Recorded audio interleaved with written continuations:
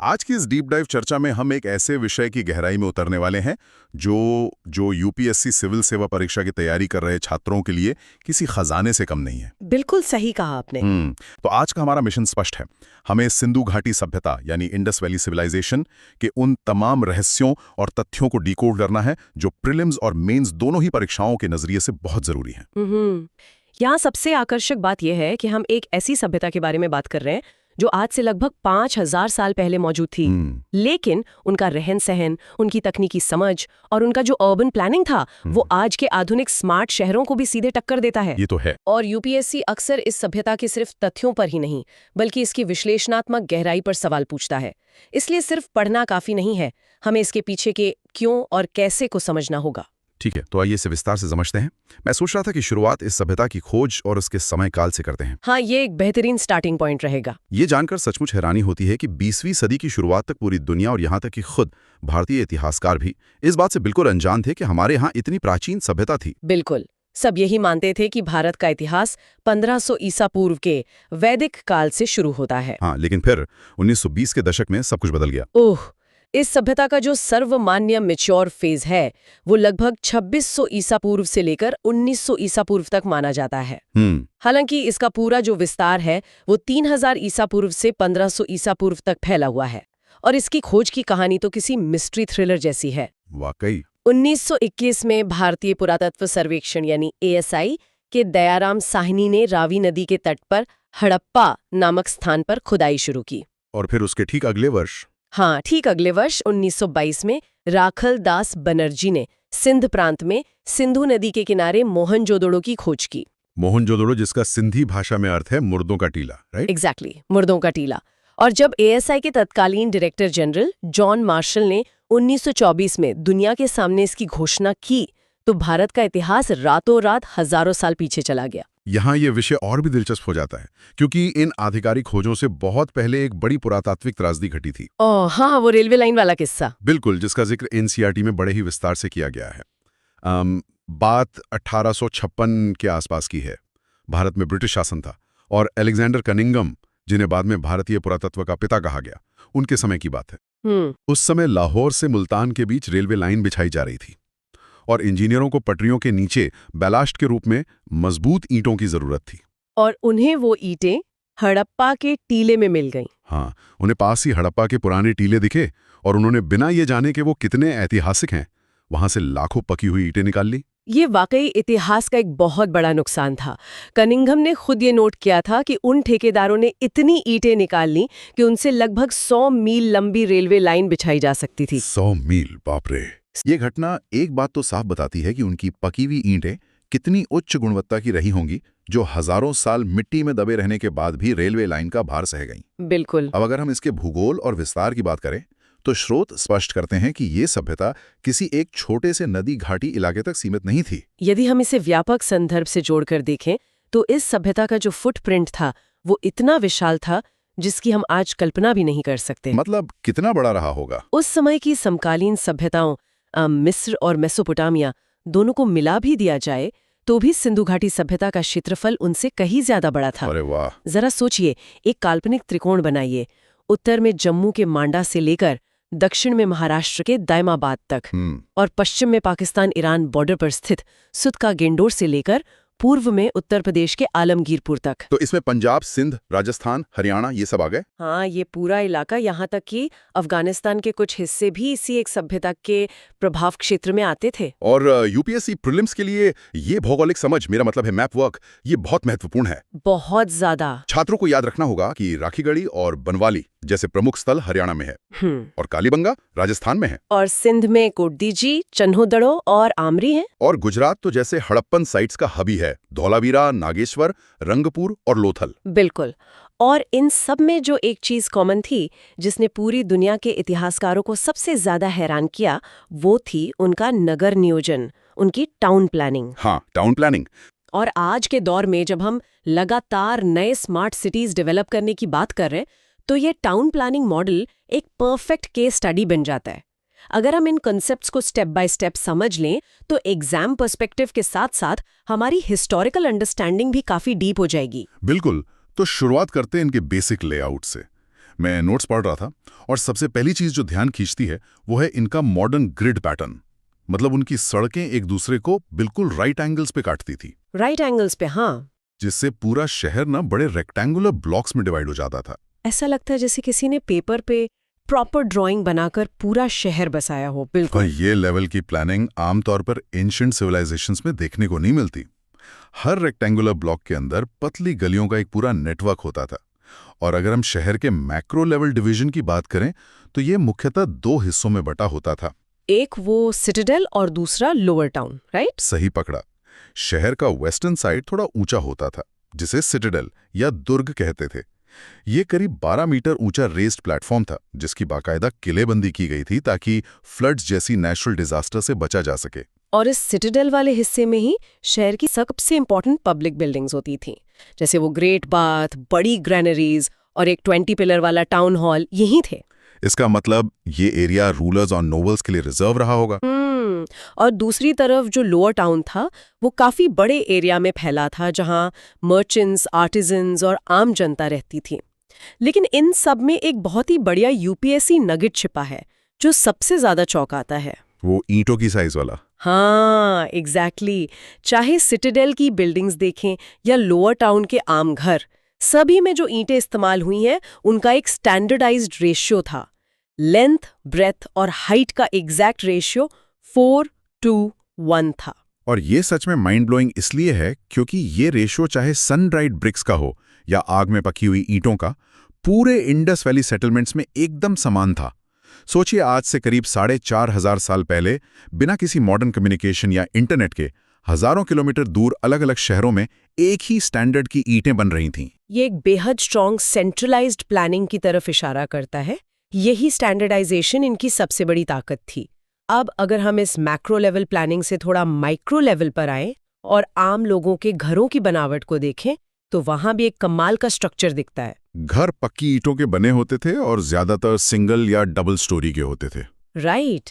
हर घर के बीचों बीच एक बड़ा आंगन होता था जिसके चारों तरफ कमरे बने होते थे। उन आंगनों का इस्तेमाल शायद खाना पकाने या वीविंग जैसे कामों के लिए होता होगा। और छतें बिल्कुल फ्लैट होती थीं, जो लकड़ी की बनी होती थी। लेकिन मैं जब घरों के डिजाइन को समझ रहा था तो मुझे सबसे प्रैक्टिकल बात उनकी प्राइवेसी प्लानिंग लगी। हाँ, दरवाजे वाली बात। किसी भी घर का मेन दरवाजा मेन स्ट्रीट की तरफ नहीं खुलता था। ये एक बहुत ही सोची समझी स्ट्रैटेजी थी।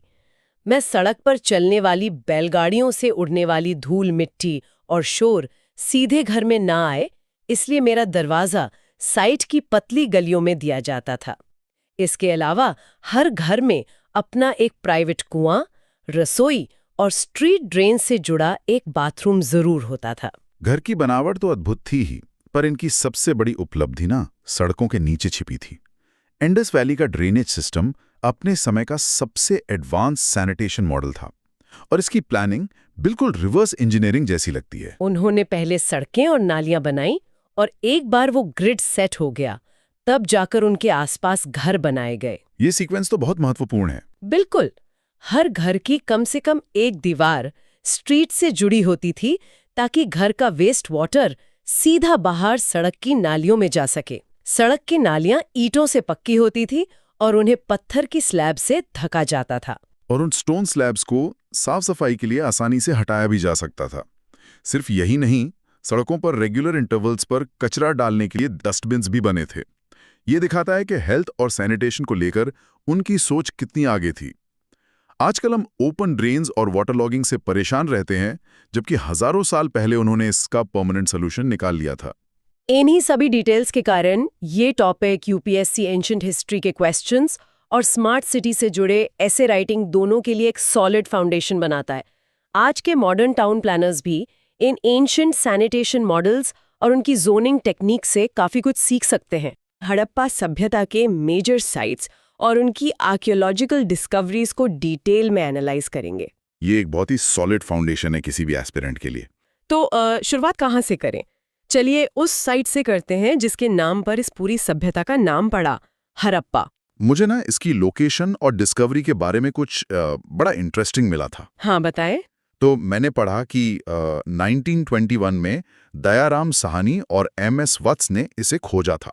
ये वेस्टर्न पंजाब में रवि नदी के तट पर है। वहाँ क्या क्या इंपॉर्टेंट बिल्डिंग्स मिली थी? मुझे लगता है सबसे इंपॉर्टेंट तो वो ग्रैनरी थी। हाँ, द ग्रेट ग्रैनरी। ये एक बहुत ही मैसिव स्ट्रक्चर था जो हड़प्पा के सिटाडेल यानी दुर्ग वाले हिस्से में स्थित था। इसका डिज़ाइन बहुत कॉम्प्लेक्स था। इसमें 2 मेन ब्लॉक्स थे और हर ब्लॉक में 6 बड़े हॉल्स थे। और इसमें वेंटिलेशन का भी तो कुछ सिस्टम था ना? बिल्कुल था।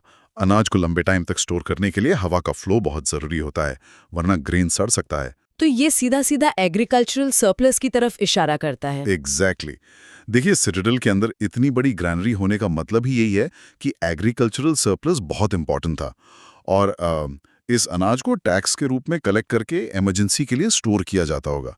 बिना किसी स्ट्रॉन्ग अथॉरिटी के ये पॉसिबल नहीं है। हड़प्पा से आगे बढ़ते हैं। अगर हम इनके टाउन प्लानिंग का बेस्ट एग्जाम्पल देखना चाहें तो हमें सिंध की तरफ आना होगा, मोहनजोदारो पर।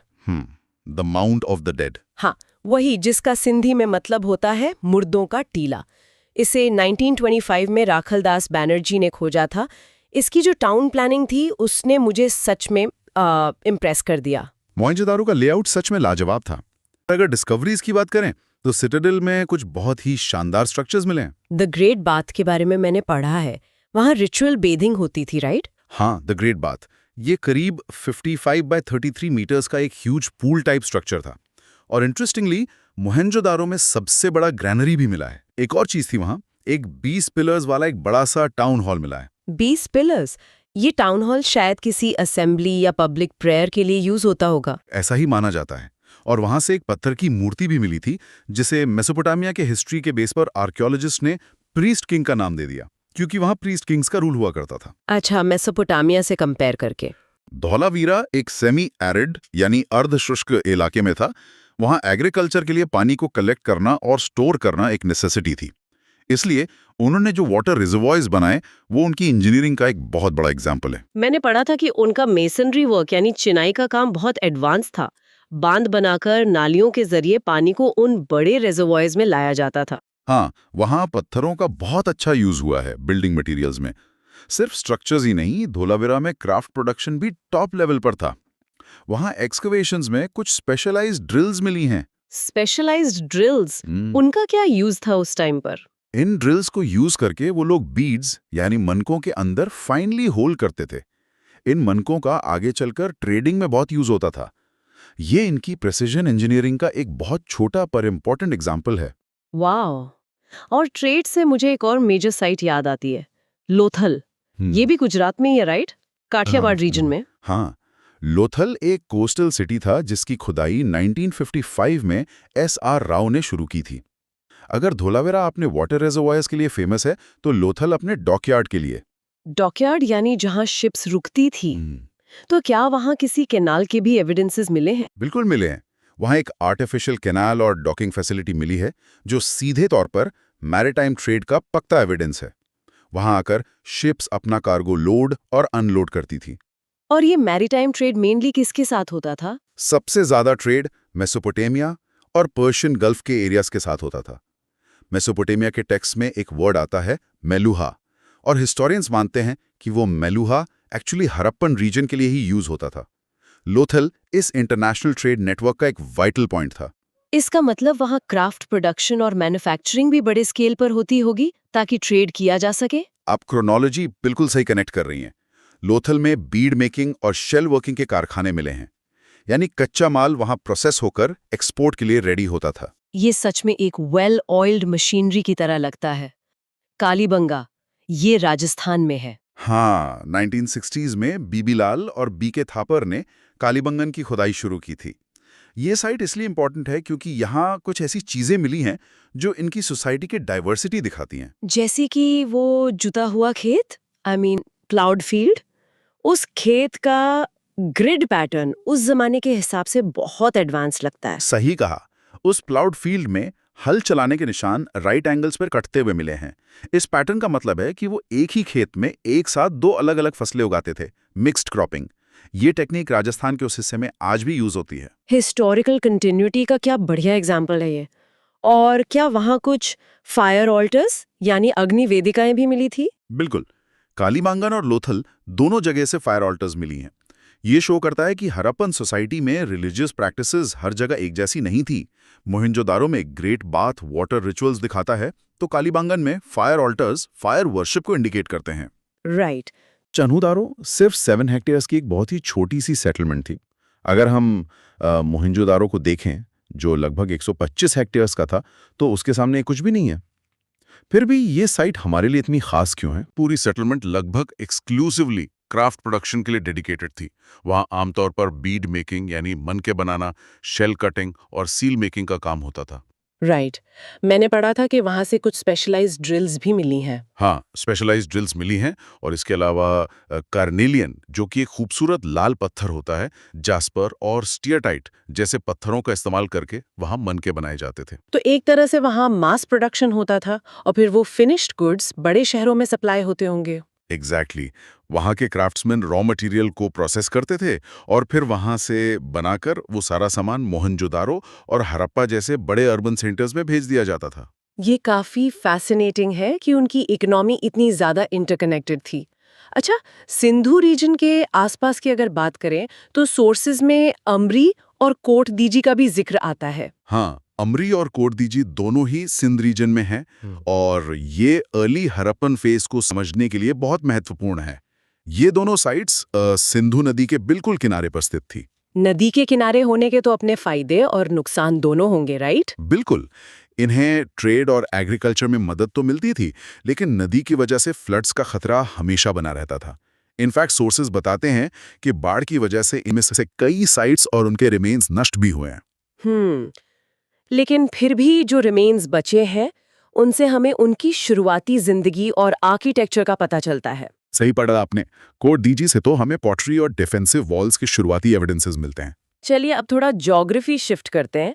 मैं उनके इंटरनेशनल ट्रेड नेटवर्क के बारे में सोच रही थी। हाँ, वो काफी वास्ट था। मतलब हड़प्पा का ट्रेड मेसोपोटामिया तक फैला हुआ था, ये तो हम जानते हैं। लेकिन उनकी बॉर्डर साइट्स का इस सब में क्या रोल था? यहाँ सबसे फैसिनेटिंग बात यह है कि उनकी बॉर्डर प्लानिंग काफी एडवांस्ड थी।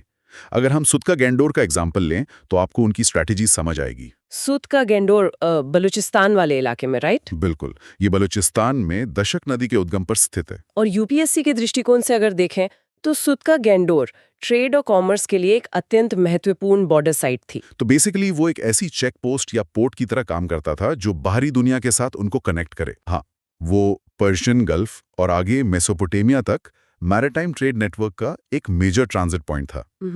जो भी क्राफ्ट प्रोडक्शन अंदर के शहरों में होता था, वो सुतका गैंडोर के रास्ते बाहर जाता था। वाओ, मतलब उनका सप्लाई चेन मैनेजमेंट लिटरली हजारों साल आगे था। बिल्कुल था, और यही चीज उनको एक सक्सेसफुल सिविलाइजेशन बनाती है। राइट। तो अब बॉर्डर और ट्रेड से वापस आकर थोड़ा एग्रीकल्चरल कोर और उनके ईस्टर्न एक्सपेंशन पर आते हैं। हाँ, जरूर। क्योंकि बिना सॉलिड एग्रीकल्चर के इतने बड़े ट्रेड नेटवर्क्स और क्राफ्ट हब्स तो सस्टेन नहीं कर सकते। हमें इसके क्या एविडेंस मिलते हैं, और खासकर हरियाणा वाले इलाके से? देखिए, हरियाणा में स्थित बनावली इसका एक क्लासिक एग्जाम्पल है। बनावली से हमें खुदाई में terracotta models of the plough मिले हैं, यानी मिट्टी के बने हुए हल के मॉडल। हाँ, और इन मॉडल से ये सीधे तौर पर साबित होता है कि एग्रीकल्चरल फील्ड्स को जोतने के लिए वहां हल और बैलों का यानी ऑक्सन का उपयोग होता था।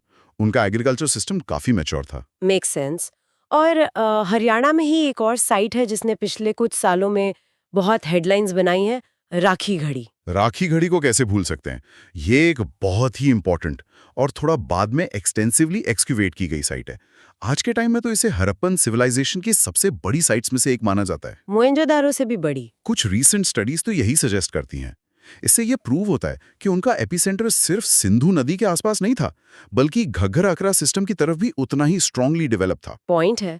और अगर हम उनके और ईस्ट की तरफ बढ़ने की बात करें तो रोपर का नाम आता है। बिल्कुल, रोपर ईस्टर्न पंजाब के इलाके में बहुत ही प्रमुख साइट है।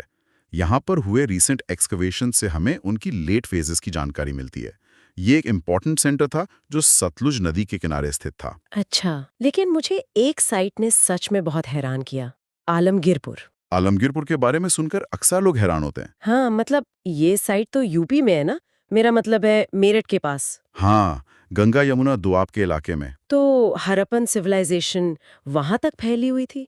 ये तो एक बहुत ही मैसिव एक्सटेंट हो गया उनकी टेरिटरी का। बिल्कुल, मेरठ से लेकर आलमगीरपुर तक इंडस वैली के जो रिमेन्स मिले हैं वो इस सभ्यता की ईस्टर्न बाउंड्री यानी पूर्वी सीमा को दर्शाते हैं। ये दिखाता है कि वो किस तरह नए एनवायरनमेंट्स में अडेप्ट कर रहे थे। सही कहा, वो सिर्फ डेजर्ट या सेमी एरिड रीजन्स तक लिमिटेड नहीं रहे, बल्कि दोआब के फर्टाइल प्लेन्स तक पहुंच गए थे। ये सब सुनकर तो ऐसा लगता है कि उनका सिस्टम एकदम बुलेट प्रूफ था। जब बड़े शहर खत्म हो रहे थे तब रंगपुर का फेज शुरू हुआ। हाँ, लगभग 1800 BCE के आसपास जब मैच्योर हड़प्पन साइट्स धीरे धीरे खाली होने लगीं और लोग माइग्रेट करने लगे, तो रंगपुर जैसे इलाकों में एक रूरल वे ऑफ लाइफ पनपने लगा।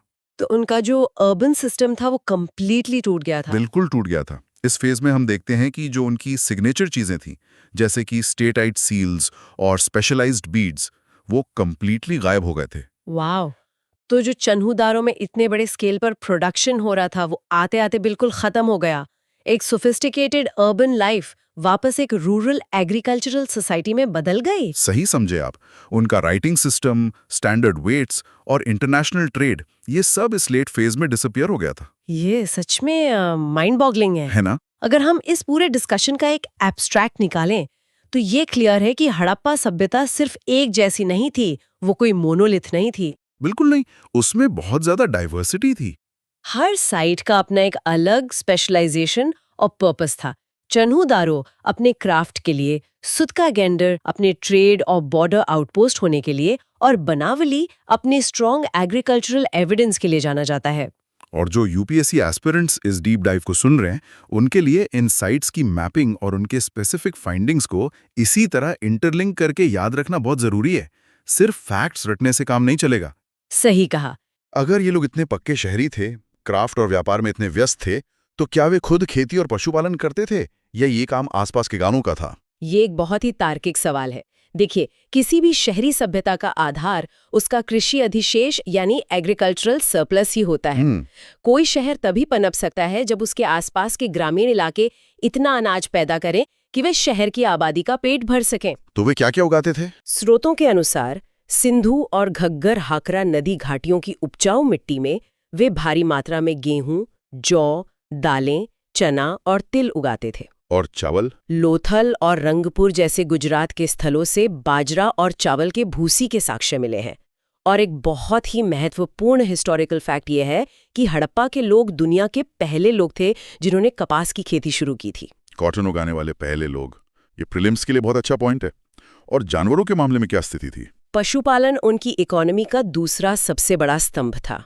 वे कुबड़ वाले बैल, गाय, भैंस, भेड़, बकरी, सुअर और कुत्तों को पालते थे। मुर्गियों के भी साक्ष्य मिले ना? हाँ, खुदाई में मुर्गियों की हड्डियां भी मिली हैं।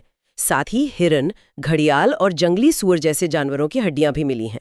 तो क्या वो शिकार भी करते थे? शायद वे शिकारियों के किसी अन्य समूह से मांस प्राप्त करते थे या खुद शिकार करते थे। लेकिन यहाँ ध्यान देने वाली बात यह है कि इन सारे साक्ष्यों में घोड़े के स्पष्ट और सर्वमान्य साक्ष्य नहीं मिलते। घोड़े के साक्ष्य नहीं मिलते, और यही आगे चलकर एक बड़ी बहस का मुद्दा बनता है वैदिक काल के संदर्भ में। बिल्कुल ठीक है, आइए अब उनके समाज और जीवन शैली की ओर बढ़ते हैं। बहुत ही चौंकाने वाला एनालिसिस प्रस्तुत करते हैं। हाँ, समाज के वर्गों के बारे में। हम अक्सर सोचते हैं कि हड़प्पा समाज बहुत समता मूलक था, लेकिन ये उन्नत स्रोत बताता है कि उनका समाज मुख्य रूप से 4 वर्गों में बटा हुआ था। सही कहा। लेकिन मेरी उत्सुकता ये है कि जब हम आज तक उनकी लिपि पढ़ ही नहीं पाए हैं, तो इतिहासकारों ने बिना किसी लिखित रिकॉर्ड के इन 4 वर्गों का पता कैसे लगाया? ये पुरातत्व का सबसे रोमांचक हिस्सा है। इतिहासकार सिर्फ पत्थरों और ईंटों से कहानियां पढ़ते हैं। कैसे? घरों के आकार में भारी अंतर, सिटाडेल और निचले शहर का विभाजन, और सबसे बढ़कर कब्रों में मिले सामान के आधार पर यह निष्कर्ष निकाला गया है। अच्छा, तो ये 4 वर्ग कौन से थे? पोलिस 71C के अनुसार समाज का पहला वर्ग बुद्धिजीवियों का था, जिसमें पुरोहित, चिकित्सक और ज्योतिषी शामिल थे, जो शायद सिटाडेल में रहते थे। हाँ, दूसरा वर्ग योद्धाओं या शहर के रक्षकों का था, हालांकि उनके पास बहुत घातक हथियार नहीं मिले हैं। और बाकी 2 वर्ग? तीसरे वर्ग में व्यापारी, शिल्पी और कलाकार आते थे, जिनकी वजह से शहर की इकोनॉमी चलती थी। चन्हूदड़ो जैसे शहर तो पूरी तरह से क्राफ्ट सेंटर ही थे। और चौथे वर्ग में किसान, मजदूर और सेवक शामिल थे, जो निचली बस्तियों या शहर के बाहरी किनारों पर रहते थे। हालांकि स्टूडेंट्स को यहाँ यह स्पष्ट समझना चाहिए कि ये बाद के वैदिक काल जैसी कोई जन्म आधारित कठोर जाति व्यवस्था नहीं थी। बिल्कुल नहीं। ये विशुद्ध रूप से कर्म, पेशे और आर्थिक स्थिति पर आधारित एक क्लास डिवीजन था। और इसी संदर्भ में एक और बहुत ही दिलचस्प बात सामने आती है कि उनका समाज संभवतः मात्र सत्तात्मक था, मैट्रियार्कल। हाँ, खुदाई में मिट्टी की बनी मात्र देवी की अनगिनत मूर्तियां मिली हैं। Mother goddess. जी, जो नारी शक्ति और उर्वरता के प्रति उनके गहरे सम्मान को दर्शाती हैं। उनके रोजमर्रा के जीवन की बात करें तो तकलियों और सुइयों के मिलने से यह साबित होता है कि कपास से सूती और ऊन से ऊनी कपड़े बुनना घर घर का काम था। और राजनीति और प्रशासन के नजरिए से देखें तो यहाँ एक बड़ा रहस्य है। कैसा रहस्य? मिस्र या मेसोपोटामिया की तरह हमें यहाँ राजाओं के बड़े बड़े महल, विशाल मंदिर या शक्तिशाली सेनाओं के साक्ष्य नहीं मिलते। तो फिर इतने विशाल साम्राज्य को चलाता कौन था? यही तो सबसे बड़ा सवाल है। इतनी विशाल भौगोलिक दूरी के बावजूद ईंटों, बाट और नगर नियोजन में ऐसा मानकीकरण इस बात का चीख चीख कर संकेत देता है कि कोई ना कोई मजबूत केंद्रीय सत्ता जरूर रही होगी, या कोई म्यूनिसिपल कॉर्पोरेशन जैसी बहुत ही सुदृढ़ प्रशासनिक व्यवस्था। कुछ विद्वान मानते हैं कि ये व्यापारियों का एक कुलीन तंत्र था, एक ओलिगार्की ऑफ मर्चेंट्स जो पूरी व्यवस्था को नियंत्रित करता था। क्योंकि उनका पूरा फोकस व्यापार और मानकीकरण पर था, न कि युद्ध या हथियारों पर। एग्जैक्टली। धर्म और धार्मिक प्रथाओं को देखें तो वे प्रकृति प्रेमी लगते हैं। मातृ देवी की पूजा के साथ साथ मोहरों पर कई धार्मिक प्रतीक मिले हैं। इनमें सबसे प्रसिद्ध है मोहनजोदड़ो से मिली प्रोटो शिवा या पशुपति की मुहर। हाँ, उस मुहर में एक योगी को ध्यान की मुद्रा में बैठा दिखाया गया है, जिसके 3 सिर या सींग वाला मुकुट है। उसके चारों ओर हाथी, बाघ, गेंडा और भैंसा जैसे जानवर हैं। और पैरों के पास 2 हिरण भी हैं। जी, इतिहासकारों ने इसे भगवान शिव का प्रारंभिक या प्रोटो रूप माना है। इसके अलावा पॉलिश किए हुए पत्थरों के रूप में लिंग और योनि पूजा के साक्ष्य भी मिले हैं। प्रकृति पूजा भी आम थी ना? हाँ, वे पेड़ों की, खासतौर पर पीपल की और कुबड़ वाले बैल जैसे जानवरों की पूजा करते थे। और कालीबंगा और लोथल में हमें अग्निवेदियां, फायर ऑल्टर्स भी मिली हैं, जो किसी प्रकार के हवन या यज्ञ अनुष्ठान की ओर इशारा करती हैं। अंतिम संस्कार के तरीके भी बहुत कुछ कहते हैं। मृतकों को आमतौर पर उत्तर दक्षिण दिशा में दफनाया जाता था। और कब्रों में मिट्टी के बर्तन, आभूषण और तांबे के शीशे रखे जाते थे। कब्रों में रोजमर्रा का ये सामान रखना इस बात का पुख्ता प्रमाण है कि वे मृत्यु के बाद के जीवन यानी आफ्टर लाइफ में गहरा विश्वास रखते थे। उन्हें लगता था कि मरने के बाद भी व्यक्ति को इन चीजों की जरूरत पड़ेगी। ठीक है, आइए अब उनकी अर्थव्यवस्था और व्यापार को विस्तार से समझते हैं। उनका व्यापार केवल अपने आसपास के गांवों तक सीमित नहीं था। बिल्कुल नहीं, वे उस समय की एक ग्लोबल इकोनॉमी का हिस्सा थे। आंतरिक व्यापार तो बैलगाड़ियों और नदी में चलने वाली चपटे तल वाली नावों के जरिए होता ही था। हाँ, फ्लैट बॉटम बोट्स। लेकिन उनका विदेशी व्यापार बहुत उन्नत था। मेसोपोटामिया, ओमान, बहरीन और मध्य एशिया तक उनके व्यापारिक संबंध थे। मेसोपोटामिया के लेखों में तो हड़प्पा के लिए खास शब्द भी है ना? मेलुहा। आधुनिक इराक के प्राचीन लेखों में हड़प्पा क्षेत्र के लिए मेलुहा शब्द का प्रयोग किया गया है। और वहाँ हड़प्पा की कई मोहरें पाई गई हैं जो सामानों की पैकिंग पर ठप्पे के रूप में इस्तेमाल होती थी। अब अगर ट्रेड और इतने बड़े अर्बन नेटवर्क की बात हो ही रही है तो उनका वेइंग सिस्टम भी डिस्कस करना जरूरी है। सोर्सेज में चर्ट पत्थर से बने घनाकार या क्यूबिकल बाटों का जिक्र है। चर्ट पत्थर? हाँ, मुझे सबसे अजीब बात ये लगी कि इन बाटों पर कोई मार्किंग नहीं होती थी। बिना किसी निशान के पूरे सिस्टम को बाइनरी और डेसिमल के कॉम्बिनेशन से चलाना ये कोई मामूली बात नहीं है। यही उनकी सबसे बड़ी एडमिनिस्ट्रेटिव खूबी थी। मैं बताती हूँ कैसे। जो छोटे बाट थे वो बाइनरी सिस्टम फॉलो करते थे, जैसे 1, 2, 4, 8। हाँ, और ये 16, 32 से लेकर 12,800 तक जाता था। इनका इस्तेमाल शायद कीमती पत्थरों और मनकों को तौलने के लिए होता था, जहां प्रिसिजन बहुत जरूरी है। और बड़े सामानों के लिए? उनके लिए दशमलव प्रणाली यानी डेसिमल सिस्टम का इस्तेमाल होता था। इसके अलावा खुदाई में जो धातु के तराजू और लंबाई नापने वाली निशान लगी डंडियां मिली है ना, जो स्केल पैन्स मिले हैं, बिल्कुल, वो साबित करते हैं कि उन्हें एल्जेब्रा और ज्योमेट्री की गहरी समझ थी। तो अगर हम मोहरों से शुरुआत करें तो स्रोतों में बार बार जिक्र आता है कि ये सेल खड़ी यानी स्टेटाइट जैसे मुलायम पत्थरों से बनती थी। हाँ, और कुछ टेराकोटा और धातुओं की भी मिली है। सही कहा। और ये ज्यादातर चौकोर या आयताकार होती थी। लेकिन यूपीएससी के नजरिए से जो बात मुझे सबसे ज्यादा फैसिनेटिंग लगी वो है इनका लॉन्ग डिस्टेंस ट्रेड में इस्तेमाल। ऐसा लगता है जैसे ये उस दौर का कोई बहुत ही सोफिस्टिकेटेड लॉजिस्टिक सिस्टम था। बिल्कुल था।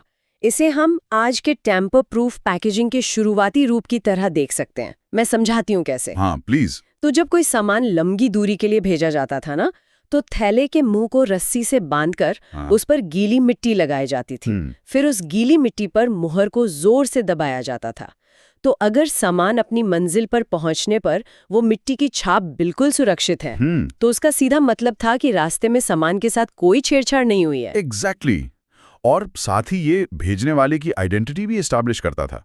भेजने वाले की आइडेंटिटी से मुझे मोहरों पर मौजूद उन चिन्हों की याद आ गई जो आज तक हमारे लिए एक अनसुलझी पहेली है। हड़प्पन लिपि। हाँ, हमारे सोर्सेज बताते हैं कि ये कोई अल्फाबेटिकल लिपि नहीं थी, बल्कि पिक्टोरियल थी, और इसमें करीब 375 से 400 अलग-अलग साइंस का इस्तेमाल होता था।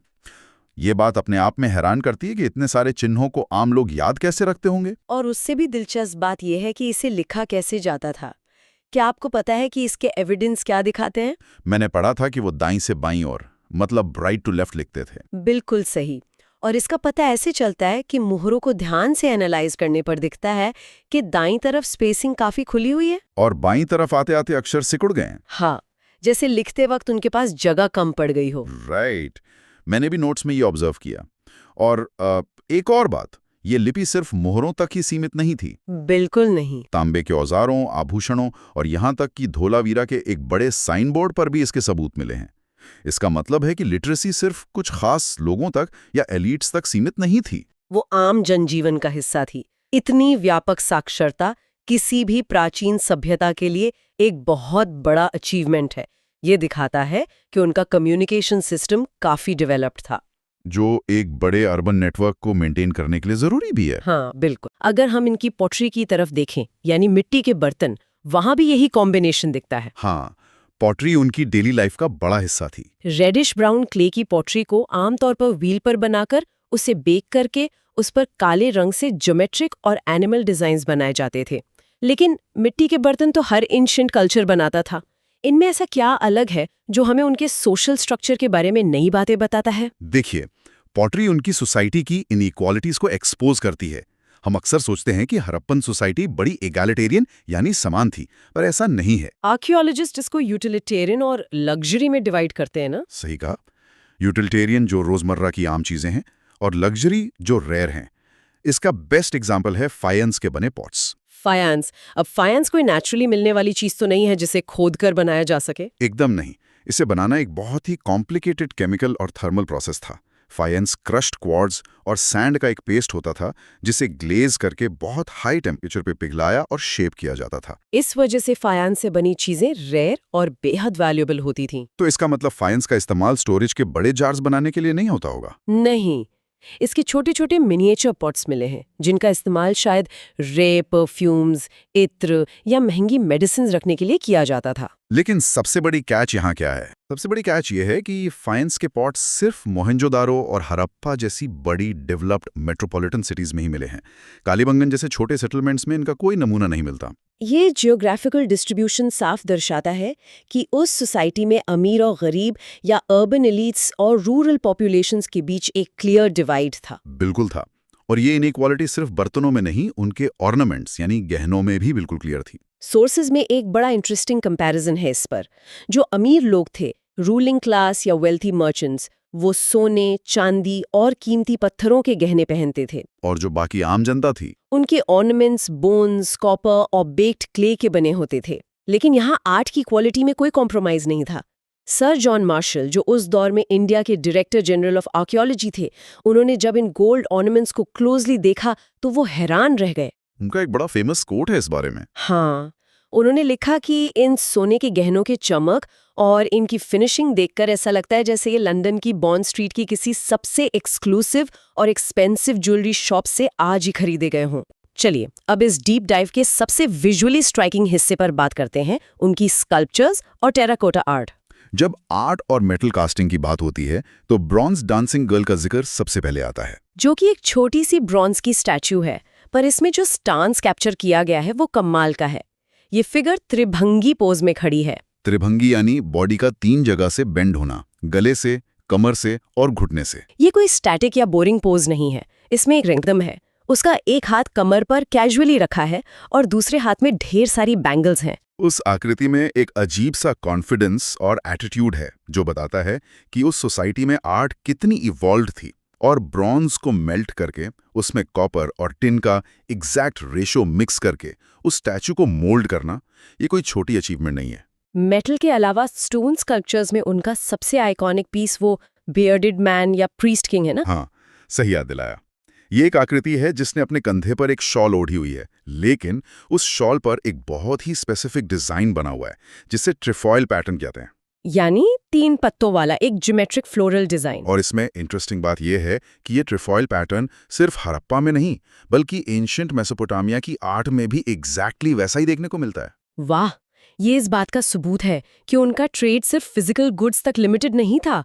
वहाँ कल्चर्स, मोटिव्स और आर्टिस्टिक आइडियाज का भी डीप एक्सचेंज हो रहा था। एग्जैक्टली, वो ग्लोबल कनेक्ट ऑलरेडी एस्टैब्लिश हो चुका था। इन ब्रॉन्ज और पत्थर की एक्सपेंसिव मूर्तियों के आगे मिट्टी से बनी आकृतियां यानी टेराकोटा थोड़ी कमजोर लग सकती हैं, पर मुझे लगता है कि टेराकोटा उस सोसाइटी के आम लोगों की आर्ट थी, क्योंकि ये इजीली अवेलेबल क्ले से बनती थी। हाँ, और इसी मिट्टी से, इसी टेराकोटा से उन्होंने बच्चों के लिए खिलौने भी बनाए।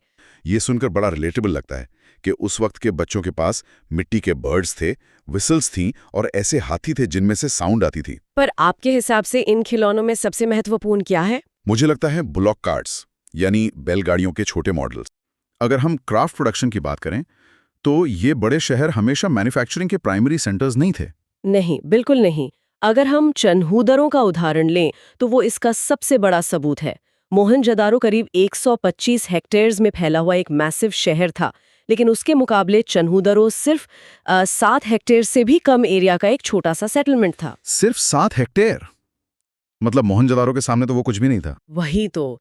पर सबसे दिलचस्प बात यह है कि ये छोटी सी जगह ऑलमोस्ट एक्सक्लूसिवली क्राफ्ट प्रोडक्शन के लिए ही डेडिकेटेड थी।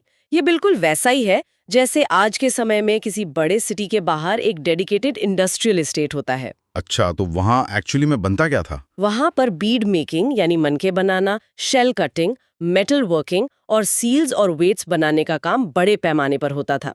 और सिर्फ साइज ही नहीं, ज्योग्राफी का भी इन प्रोडक्शन सेंटर्स को तय करने में बहुत बड़ा रोल था। हाँ, ज्योग्राफी वाला पॉइंट बहुत फैसिनेटिंग है। जैसे नागेश्वर और बालाकोट का एग्जाम्पल सोर्सेज में दिया गया है। ये दोनों सेटलमेंट्स कोस्ट के पास सिचुएटेड थे, समुंदर के बिल्कुल किनारे। राइट। इस स्ट्रेटेजिक लोकेशन की वजह से ये दोनों जगह शेल यानी सीप से बनी चीजों के स्पेशलाइज्ड सेंटर्स बन गए। समुंदर से सीप निकालना और वहीं पर उसकी प्रोसेसिंग करके चूड़ियां या लैडल्स बनाना उनकी इकोनॉमी का बेस बन गया था। और वहां से ये फिनिश्ड प्रोडक्ट्स दूसरी बड़ी सेटलमेंट्स तक भेजे जाते थे। लेकिन एक बड़ा सवाल ये आता है कि इतने हजारों साल बाद मिट्टी के दबने के बावजूद आज के आर्कियोलॉजिस्ट्स इन स्पेसिफिक सेंटर्स को आइडेंटिफाई कैसे करते हैं? जमीन में खुदाई करते वक्त उन्हें कोई बोर्ड लगा हुआ तो मिलता नहीं है कि ये मैन्युफैक्चरिंग जोन था। एग्जैक्टली। इसका सबसे बड़ा इंडिकेटर एक ऐसी चीज है जिसे हम अक्सर नजरअंदाज कर देते हैं, और वो है कचरा यानी वेस्ट मटेरियल। Waste material? हाँ, कचरा किसी भी जगह की असली कहानी बताता है। जब भी कोई क्राफ्ट पर्सन किसी पत्थर या शेल को काटकर कोई ऑब्जेक्ट बनाता है तो उस मटेरियल के छोटे छोटे टुकड़े या वेस्ट वहीं वर्क एरिया में छूट जाते हैं। I get it. मैंने पढ़ा था कि आर्कियोलॉजिस्ट इसी वेस्ट को माइक्रो लेवल पर एनालाइज करते हैं। रॉ मटेरियल के छोटे टुकड़े या अनफिनिश्ड ऑब्जेक्ट्स जो बनाते वक्त टूट गए, और वहां छूटे हुए टूल्स बताते हैं कि यहाँ एक्चुअल काम होता था। और एक और मजेदार फैक्ट ये है कि यही कचरा इस बात का सबसे बड़ा सबूत बनता है कि क्राफ्ट प्रोडक्शन सिर्फ चन्हूदारो में ही नहीं बल्कि मोहेंजोदारो और हड़प्पा जैसे बड़े शहरों के कुछ हिस्सों में भी होता था, क्योंकि बड़े शहरों की खुदाई में भी ऐसे ट्रेसेस मिले हैं। Here is where it gets really interesting. अगर हम उन चीजों पर आएं जो ये आर्टिजन्स बना रहे थे, तो मन के बनाने की कला यानी बीड मेकिंग में इतनी डाइवर्सिटी कैसे थी? वो सच में एक साइंस थी। वो लोग अलग अलग तरह के पत्थरों का इस्तेमाल करते थे। एक तरफ कार्नीलियन था जो एक बेहद खूबसूरत लाल रंग का पत्थर होता है, दूसरी तरफ जैस्पर, क्रिस्टल, क्वार्ट्ज और स्टीयरटाइट जैसे मटेरियल्स थे। स्टीयरटाइट तो शायद एक सॉफ्ट स्टोन होता है ना? हाँ, स्टीयरटाइट सॉफ्ट होता है जिसे आकार देना आसान था, लेकिन क्वार्ट्ज जैसे हार्ड स्टोन्स पर काम करना किसी चैलेंज से कम नहीं था, और इनकी टेक्निक्स तो और भी ज्यादा एडवांस थी। जैसे कार्निलियन का कलर लाल करने वाली टेक्निक। एग्जैक्टली। कार्नीलियन का जो डीप रेड कलर होता है वो नेचुरल फॉर्म में नहीं मिलता। उस पत्थर का असली रंग एक्चुअली येलोविश होता था।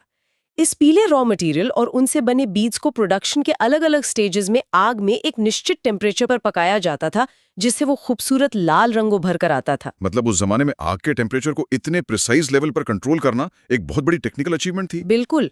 और फायरिंग प्रोसेस के बाद भी काम खत्म नहीं होता था।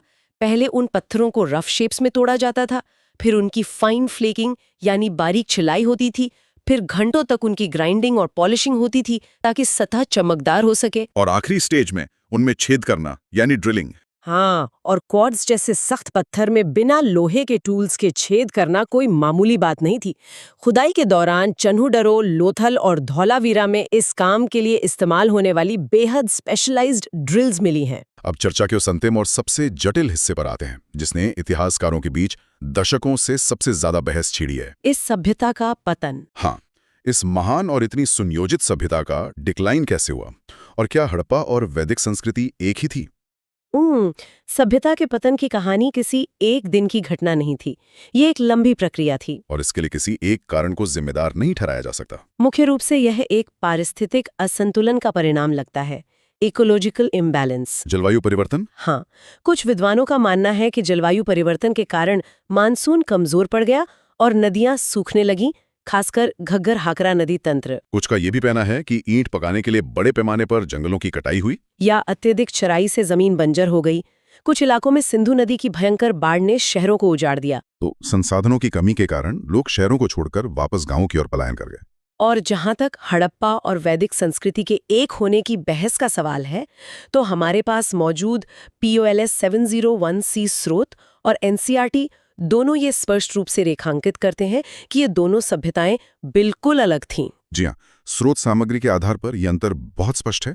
हम निष्पक्ष रूप से सिर्फ पुरातात्विक और साहित्यिक साक्ष्यों की बात कर रहे हैं। हड़प्पा एक पूर्णतः स्थापित, शांतिप्रिय, अर्बन सभ्यता थी, जिनकी अर्थव्यवस्था व्यापार और वाणिज्य पर टिकी थी। इसके विपरीत आर्य बाद के काल में आए और उनका जीवन मुख्य रूप से रूरल और नोमैडिक था, खानाबदोश। सबसे बड़ा अंतर तो धातुओं और जानवरों के इस्तेमाल का है। एकदम सही। हड़प्पा के लोगों को लोहे का ज्ञान नहीं था, वे कांस्य युग के थे। और उनकी मोहरों पर हमें बैल, गैंडे और हाथी तो बहुतायत में मिलते हैं, लेकिन घोड़े का कोई स्पष्ट चित्रण नहीं मिलता। जबकि आर्यों के जीवन में घोड़े का बहुत महत्व था, जिनका उपयोग वे रथों में करते थे। और बाद के वैदिक काल में वे लोहे के हथियारों का इस्तेमाल करने लगे थे। एक और बड़ा अंतर लिपि का है। हड़प्पा की लिपि चित्रमय थी, पिक्टोग्राफिक, जिसे आज तक नहीं पढ़ा जा सका। जबकि आर्यों ने वेदों की रचना की, जो संस्कृत में मौखिक रूप से पीढ़ियों तक आगे बढ़ाए गए। आर्यों के स्थापित होने के बाद ही भारत में एक नई राजनीतिक और सामाजिक संरचना यानी वर्ण व्यवस्था का उदय हुआ। ये बहुत ही स्पष्ट और तार्किक एनालिसिस है।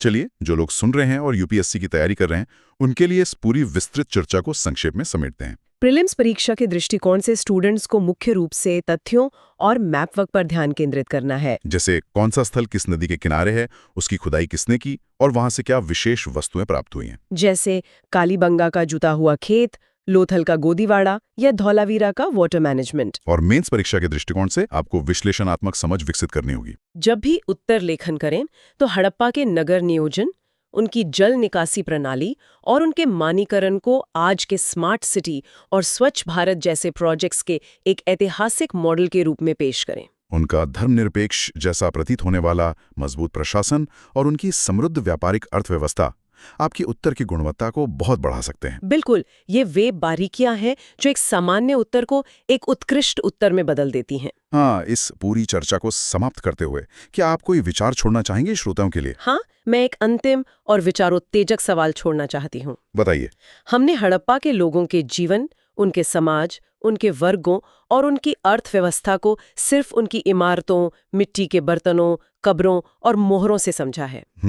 लेकिन उनकी जो चित्रलिपि है, जो पिक्टोग्राफिक स्क्रिप्ट है, वो आज भी दुनिया के लिए एक बहुत बड़ा रहस्य बनी हुई है। ये तो है। सोचिए, जिस दिन वो लिपि पूरी तरह से पढ़ ली जाएगी, क्या वो हमारे प्राचीन इतिहास के पूरे नजरिए को जड़ से नहीं बदल देगी? वाकई? क्या पता, उन मोहरों और मिट्टी की पट्टिकाओं पर उनके पास कहने के लिए कुछ ऐसी कहानियां, उनकी कोई अपनी कविताएं या कुछ ऐसे सख्त प्रशासनिक कानून दर्ज हों जिनकी हमने आज तक सिर्फ ईंटों को देखकर कभी कल्पना भी न की हो। क्या बात है! ये वाकई एक रोंगटे खड़े कर देने वाला विचार है।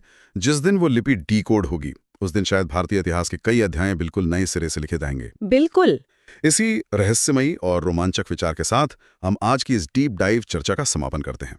आशा है कि ये स्रोत आधारित विस्तृत अध्ययन छात्रों की तैयारी को एक नई और मजबूत दिशा देगा।